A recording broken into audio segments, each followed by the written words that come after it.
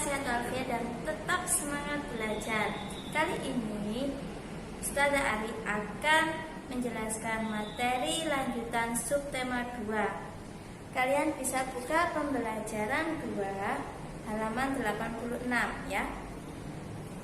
Coba dibuka pembelajaran 2 halaman 86 tentang bacaan yang berjudul Tong Sampah Gotong Royong.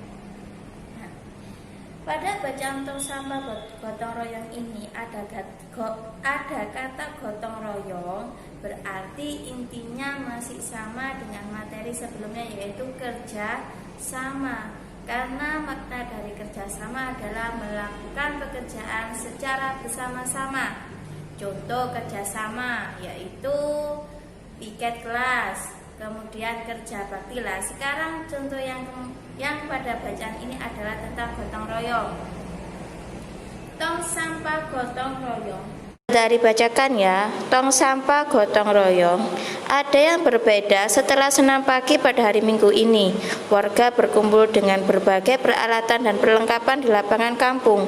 Beberapa drum kosong, bila-bila bambu, karung plastik bekas dan ember bekas tersusun di pojok kiri lapangan. Di pojok lain terlihat tumpukan kaleng cat, kuas, wadah cat, dan beberapa peralatan lain.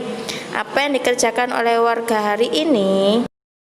Paragraf kedua, pagi hari Pak Made dan keluarganya harus melakukan ibadah pagi terlebih dahulu di pura. Sementara itu, warga bekerja sejak pagi bergotong royong menyiapkan tempat sampah baru. Udin, Siti, dan Edo membantu Pak Ismail dan beberapa warga lain menganyam bila-bila bambu menjadi keranjang sampah. Keranjang ini akan menjadi tempat sampah kebun seperti daun-daun kering, batang, dan buah yang berjatuhan di bawah pohon. Lani memilih untuk membantu warga yang memoleskan cat dasar putih pada ember dan drum bekas. Ada juga warga yang menambal lubang-lubang di karung-karung plastik bekas agar nantinya bisa dipakai kembali menjadi tempat sampah kering. Paragraf ketiga, kira-kira pukul 10 Pak Made, Dayu, dan keluarganya sudah kembali dari kegiatan ibadah. Tong-tong sampah baru siap dihias. Pak Made, Ibu Made, dan Dayu berkeliling membuat pola hiasan di tempat-tempat sampah baru. Lani turut membantu Dayu. Setelahnya, warga bergotong royong mengecat dan memperindah hiasan tempat sampah. Sebelum matahari meninggi, sudah ada 12 tong sampah baru yang dihasilkan warga secara bergotong royong. Drum bekas, ember bekas, karung plastik, keranjang anyaman sudah berubah menjadi tempat sampah yang cantik. Dapat disimpulkan bahwasannya ada cerita di situ keluarganya Dayu sedang pergi ke pura. Jadi mereka tidak ikut bekerja bakti mulai dari awal, tapi setelah beribadah.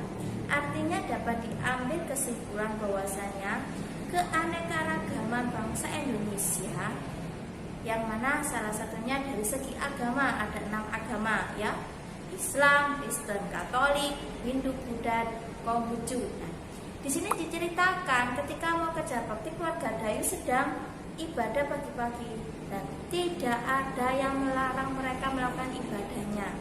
Ini artinya bahwa sikap warga kampung sangat menghargai dan menghormati walaupun mereka berbeda agama. Nah, oleh karena itu mereka hidupnya rukun dan tentram. Sama halnya dengan kalian, misalkan kalian mau bermain atau mau mengerjakan PR atau bekerja kelompok. Kamu memiliki teman yang berbeda agama, dia izin, aku nggak bisa kalau minggu pagi karena saya mau ke gereja misalkan lah.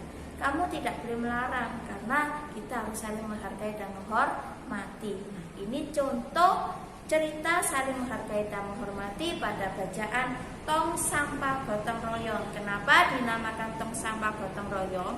Karena pembuatan tong sampah tersebut dilakukan secara bersama-sama. Nah, kemudian anak-anak masih ingat dengan materi ini ya, materi tentang rumah adat ya.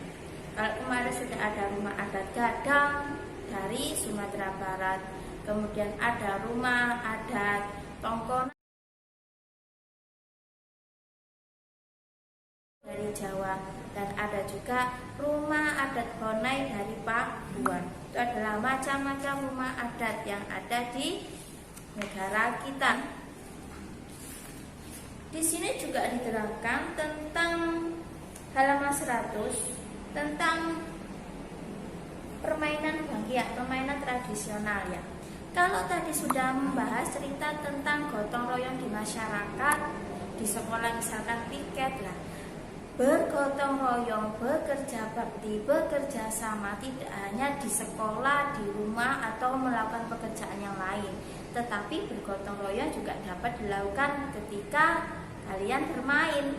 Contoh permainan yang dilakukan secara gotong royong adalah permainan bangkiak. Ini adalah salah satu permainan tradisional atau permainan zaman dahulu yang tidak menggunakan alat canggih. Ayo, sudah ada yang tahu belum?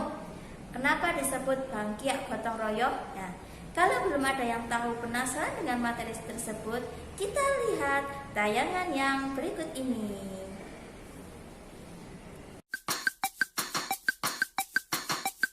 Assalamualaikum warahmatullahi wabarakatuh. Pagi hari ini kita akan membahas berasal dari manakah permainan bangkiak ini. Sumatera Barat. Dari Sumatera Barat ya, maaf.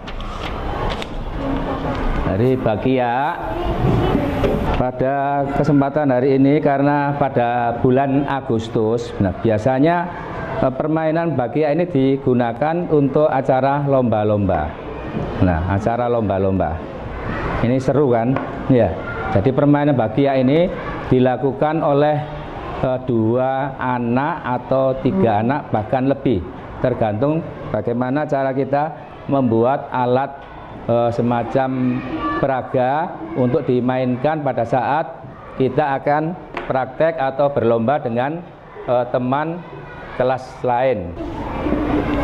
Ini misalnya kayu, papan dengan lebar sekitar antara 10 sampai 12 cm ya.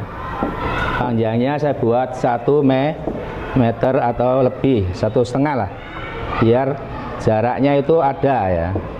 Kalau kita buat agak merapat, otomatis kita tidak bisa bergerak ya. Yang belakang ini mau maju karena tempatnya sempit, nggak bisa bergerak, makanya dibuat 1,5 untuk dua anak. Jadi gambarnya seperti ini.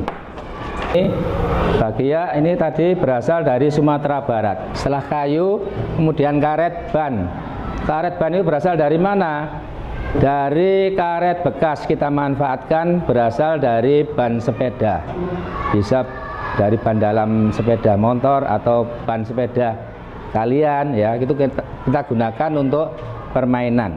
Jadi kalau kita hias seperti ini nanti kelihatan bagus daripada kelihatan polos, enggak, ada variasinya, kurang menarik. Kemudian alatnya ya, yaitu 1 geraji, kemudian paku, palu, kemudian alat pengungkit ya.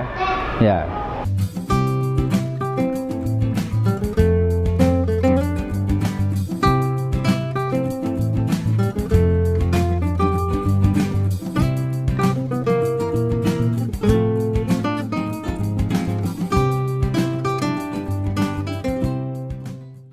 Ya, saya kira mudah cara pembuatannya.